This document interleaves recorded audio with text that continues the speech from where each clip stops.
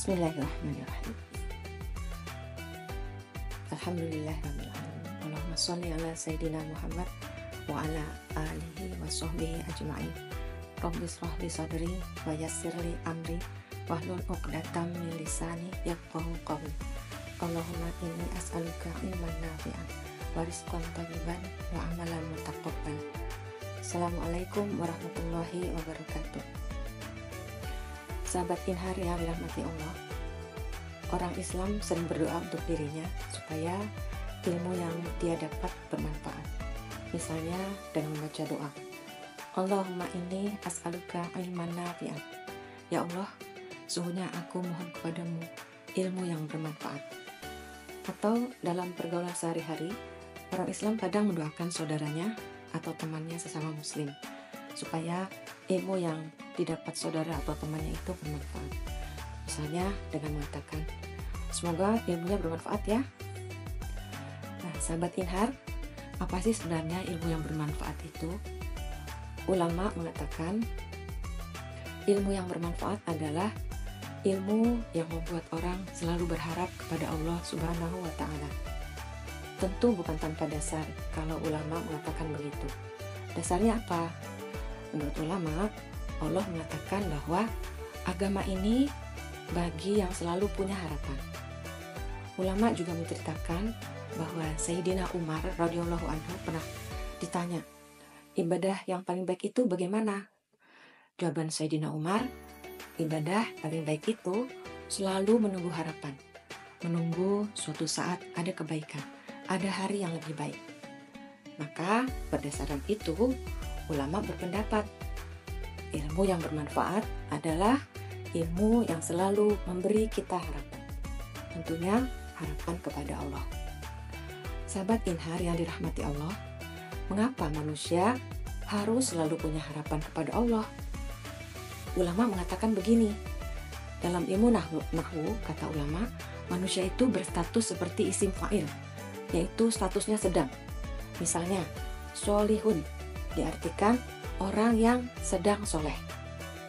Maksudnya, bisa saja suatu saat orang yang sedang soleh itu jadi tidak soleh, bahkan su'ul khotimah.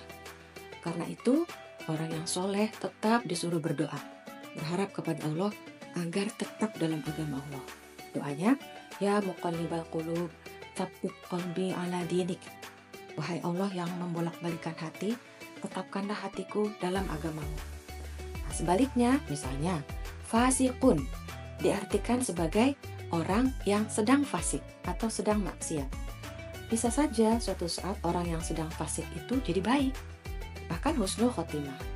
Karena itu, orang yang saat ini sedang fasik atau sedang bermaksiat tetap dijanjikan Allah ampunan dan rahmat jika mau bertobat selama maut belum sampai.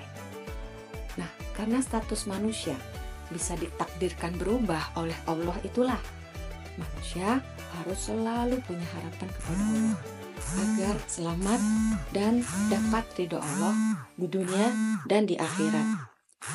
Yang sudah baik berharap semakin baik, yang belum baik berharap jadi baik. Nah, sahabat Inhar yang dirahmati Allah, dari mana sih sebuah harapan itu dimulai? Dari mana saja? Ulama menceritakan beberapa misal. Pertama, ada seorang bapak yang awam, atau mungkin lugu, atau mungkin, maaf ya, tidak pintar. Tapi bapak ini selalu bilang ke anaknya, "Nak, kamu jangan kayak bapak ya." Nah, akhirnya anaknya tuh sekolah dan lebih baik dari bapaknya, lebih pandai dari bapaknya. Contoh kedua, banyak orang tidak tamat SD, tapi anaknya disekolahkan tinggi-tinggi sampai jadi dosen. Di Yogyakarta ada profesor yang bapaknya petani biasa.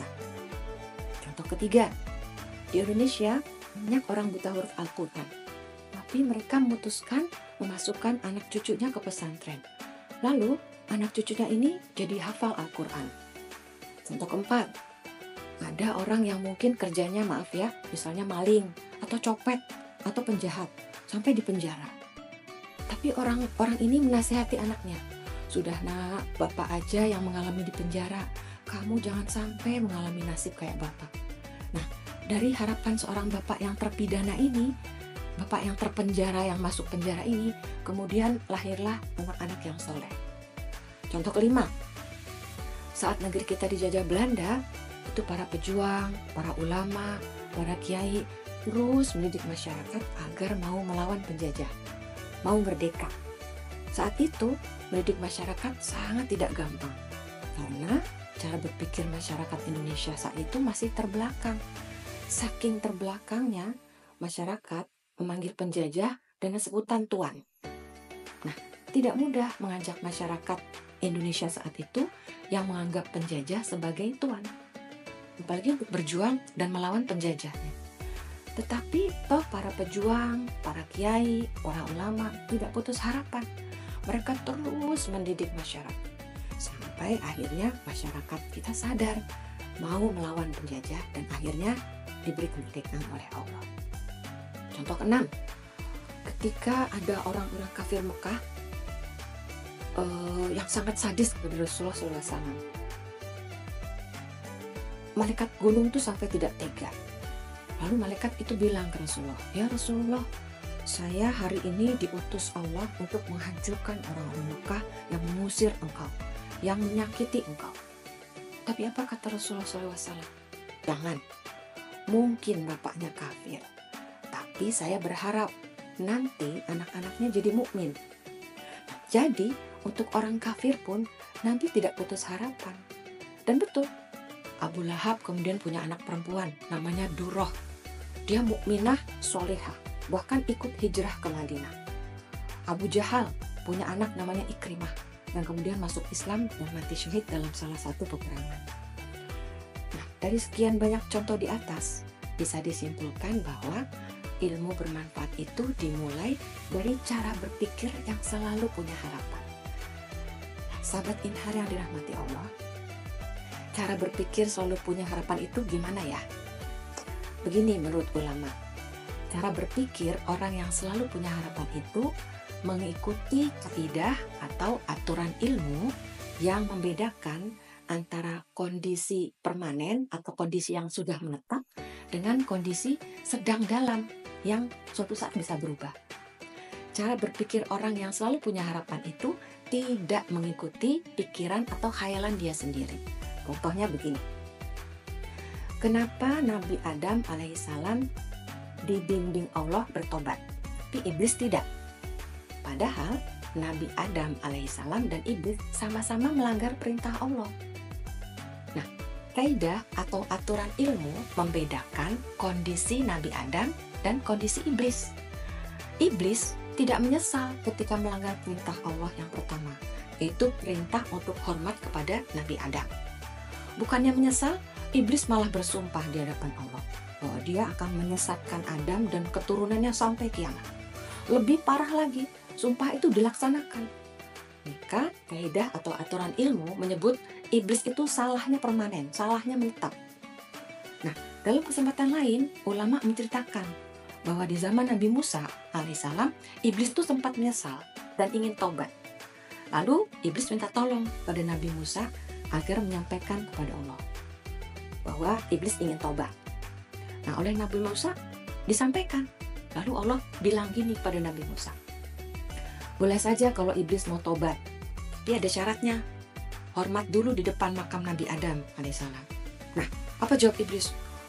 Iblis bilang gini, waktu Adam masih hidup saja, saya nggak mau hormat, apalagi sudah mati. Nah, kisah ini semakin menguatkan bukti bahwa iblis itu memang salahnya permanen. Bandingkan dengan Nabi Adam alaihissalam. Beliau melanggar perintah Allah untuk tidak mendekati pohon khuldi. Ketika melanggar, beliau tuh sangat malu kepada Allah dan menyesali perbuatannya. Karena itulah Allah membimbing Nabi Adam alaihissalam bertobat. Menurut kaidah atau aturan ilmu, Nabi Adam alaihissalam dalam kondisi sedang salah, bukan salah permanen. Jadi waktu beliau melanggar perintah Allah dengan mendekati pohon kuldi itu, beliau statusnya sedang salah, hanya sedang salah. Ya. Cara berpikir selalu punya harapan adalah cara berpikir mengikuti kaidah aturan ilmu yang mampu membedakan kondisi sedang dalam kesalahan dan kondisi salah permanen itu tadi. Kurang lebih begitu. Nah, manusia yang saat ini dalam kondisi sedang salah atau sedang buruk bisa saja dibimbing Allah menjadi manusia yang lebih baik, dan di akhir hidupnya dari Allah jadi baik permanen atau husnul khotim. Inilah cara berpikir selalu punya harap. Nah, sahabat Inhar yang dirahmati Allah, mudah-mudahan Allah Al-Alim memberi kita ilmu yang bermanfaat, ilmu yang membuat kita selalu punya harapan kepada Allah Subhanahu wa Ta'ala. Allahumma inni as'aluka ilman nafi'an wa rizqan thayyiban wa amalan mutaqabbalan. Amin ya rabbal alamin. Wassalamualaikum warahmatullahi wabarakatuh.